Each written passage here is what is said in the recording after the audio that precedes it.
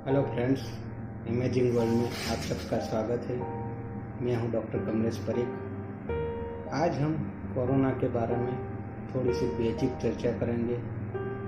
कौन सा टेस्ट पहले करवाना चाहिए, कौन सा नहीं करवाना चाहिए, कौन सा सिम्टम्स है जो आपको बता सकते हैं कि आपको कोरोना हो सकता है या हुआ है, और कौन सा रिपोर्ट है जो आपको पहले करवाना चाहिए और बाद में कौन सा रिपोर्ट करवाना चाहिए। थोड़ी बहुत आज हम RT-PCR के बारे में भी चर्चा करेंगे। उसकी वैल्यू क्या है, कौन सी बेसिक वैल्यू है, कहाँ से ज़्यादा है तो वो पॉजिटिव गिना जाएगा और कहाँ से कम है तो वो नेगेटिव गिना जाएगा। तो सबसे पहले हम बात करेंगे कोरोना का सिम्टम्स के बारे में। जब भी आपको गले में सूजन जैसा लगता है, गले में खिचखिच लगती है, कोल्ड जैसे लगता है, सर्दी जुकाम जैसा रहता है, बॉडी एक है, स्मेल नहीं आ रही है आपको, खाने का टेस्ट नहीं आ रहा है, ब्रेथलेसनेस, सांस चढ़ती है, ऐसा लग रहा है, तो आपको तुरंत जांच करवानी चाहिए। ये सब कोरोना के सिम्टम्स हैं। अब सबसे पहला क्वेश्चन ये आता है कि कोरोना की जांच कराए तो कैसे कराए। सभी पेशेंट अभी टेस्ट लेके आते हैं कि CRP ज़्यादा हो गया है तो कोरोना हो गया है। सब लोग उनको बताते हैं कि CRP ज़्यादा है तो आपको कोरोना है। तो सबसे पहले हमें ये देखना है कि कौन सा टेस्ट करवाना चाहिए या तो कौन सा टेस्ट वैलिड है जो आपको बता सकता है कि हाँ ये कोरोना है। तो आज हम उसके बारे में डिस्कस करेंगे। तो एक होगा RT-PCR।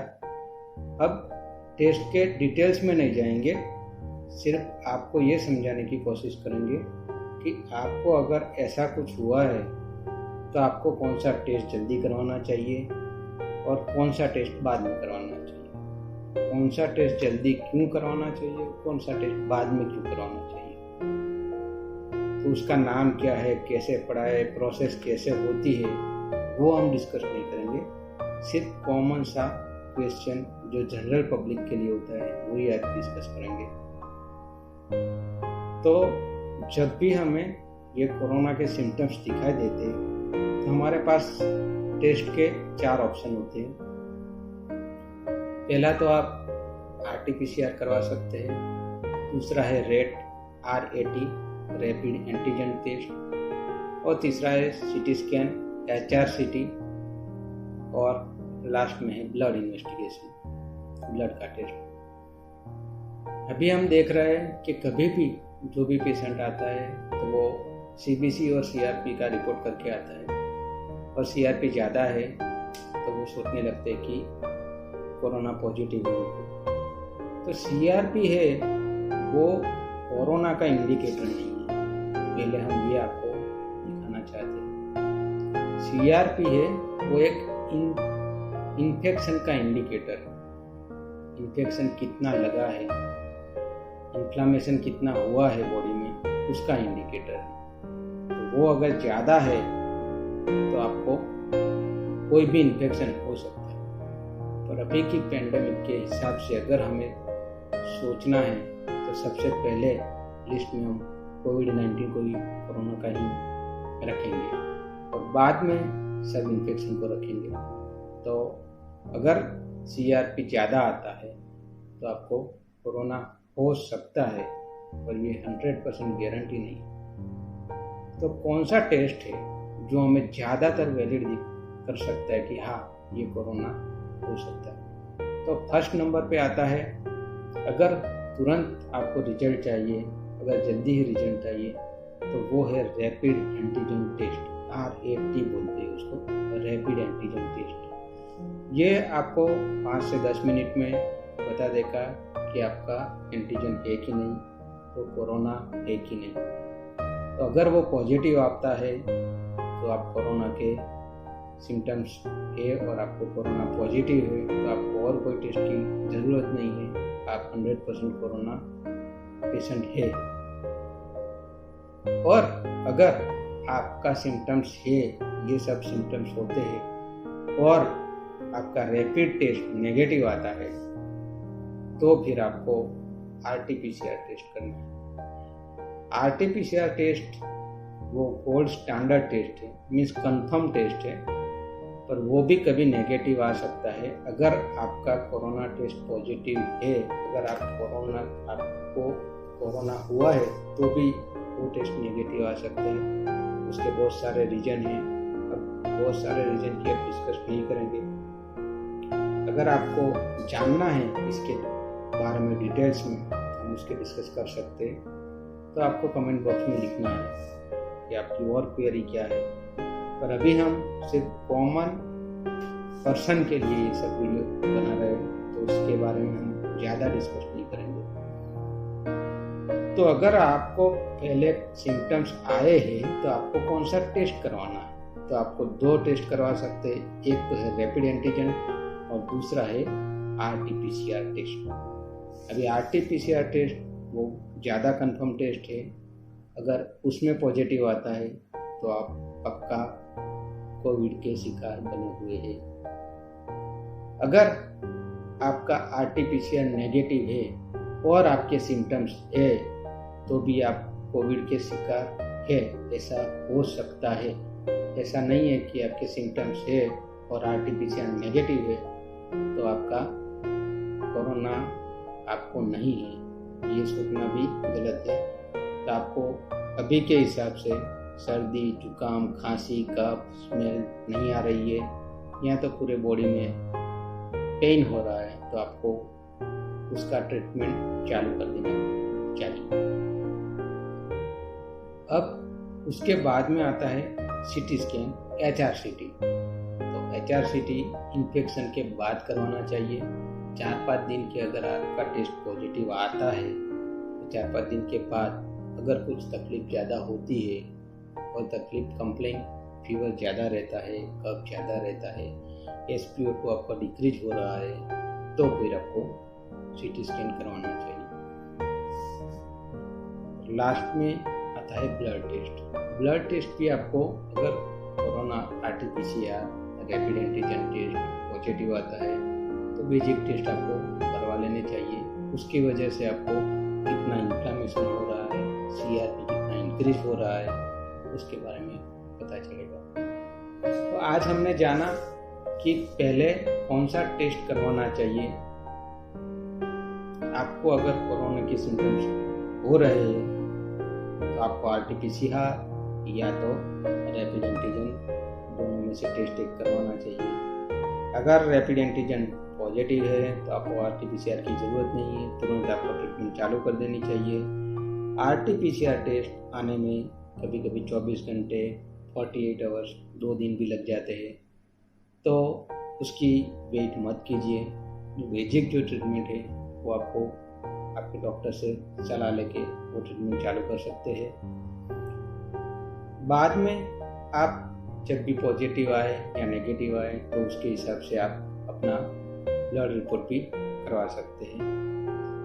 अब थोड़ा बहुत RT-PCR के बारे में देखेंगे। RT-PCR क्या है, RT-PCR की वैल्यू क्या होती है और RT-PCR में कैसे होता है। तो RT-PCR है वो ये कोरोना 19 के लिए बेसिक टेस्ट है, या तो उसको गोल्ड स्टैंडर्ड टेस्ट मानते हैं। तो ये पक्का करने के लिए कोरोना का टेस्ट RT-PCR आपको करवाना चाहिए। अभी RT-PCR में वैल्यू लिखी होती है कि 5 वैल्यू है, 10 वैल्यू है, 30 वैल्यू है। तो RT-PCR में वैल्यू क्या है, उसका क्या मायना रखती है?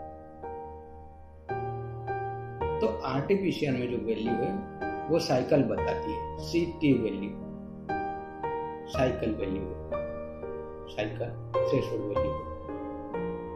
तो वो क्या है कि RT-PCR में जब साइकिल घुमाते हैं, साइकिल होती है जब 1 बार, 2 बार, 3 बार, 5 बार, 6 बार,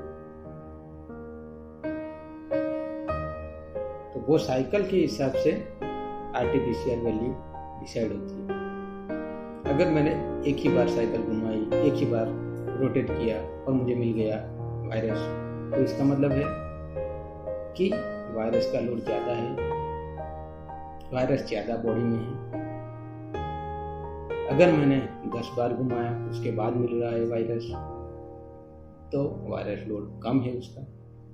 अगर मैं बहुत ज़्यादा बार घुमाता हूँ और 30 बार घुमाने के बाद अगर वायरस दिख रहा है, अगर 30 वैल्यू हो तो कम लोड है, वायरस का लोड बहुत कम है। पर ये इतना डिसाइड करते हैं कि आपका वायरस लोड अंदर कितना है, वो भी आपको कितने टाइम पे, सिम्टम्स के कितने टाइम के बाद करते हैं। अगर मुझे अभी भी वायरस का इन्फेक्शन हुआ है, फर्स्ट डे है, और अगर मैं RT-PCR करवाता हूँ तो वायरस का लोड शायद 25-30 भी आ सकता है। 25 साइकिल घुमाने के बाद उनको पता चलेगा, मीन्स कम वायरस लोड है। अगर ज़्यादा इन्फेक्शन, मुझे 4-5 दिन हो गए, थोड़ा इन्फेक्शन ज़्यादा हो गया है और वायरस ज़्यादा हो गए हैं, अभी मैं RT-PCR करवाता हूँ तो शायद 5 या 10 साइकिल में वो वायरस, क्योंकि ज़्यादा वायरस हो गए, तो ज़्यादा वायरस हो गए तो जल्दी मिलने लगेंगे। तो इसका मतलब है अगर CT वैल्यू कम आ रही है, जैसे कि 10 है, 5 है, तो वायरस लोड ज़्यादा है। तो CT वैल्यू आपको ये बताती है कि वायरस लोड आपका कितना है।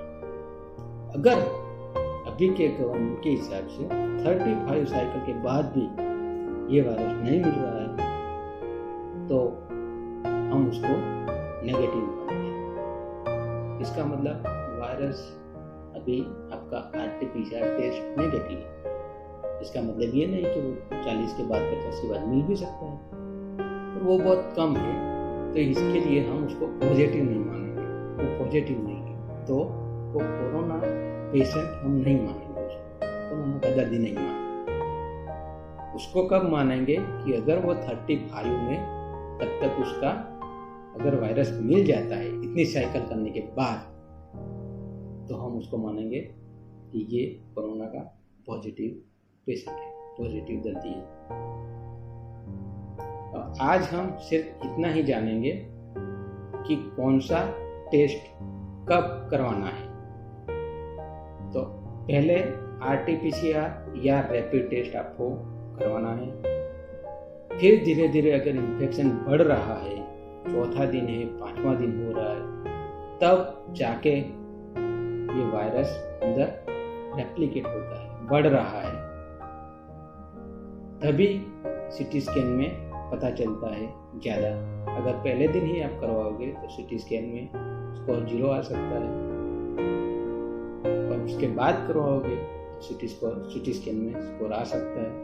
तो फर्स्ट डे अगर आप HRCT करवाएंगे या CT स्कैन करवाएंगे तो वो नहीं आएगा, तो उसका मतलब नहीं है। तो अगर शुरुआत में करवाना है तो ये आप 2 ही टेस्ट करवा सकते हैं, या तो रैपिड एंटीजन या तो RT-PCR टेस्ट। उसके बाद आप डॉक्टर की सलाह लेके, अगर वो बढ़ रहा है, कम हो रहा है, तो उसके हिसाब से आपको CT स्कैन करवाना है और ब्लड की वैल्यू देखते रहना है। जो भी हाई रिस्क पेशेंट होते हैं उसको आप पहले से ही ब्लड रिपोर्ट करवा के ट्रीटमेंट चालू कर सकते हैं। अब RT-PCR के बारे में और रैपिड टेस्ट के बारे में डिटेल्स में अगर आपको जानना है तो फिर आप कमेंट बॉक्स में लिखिए, उसके लिए मैं आपको अलग से वीडियो बना के दूंगा।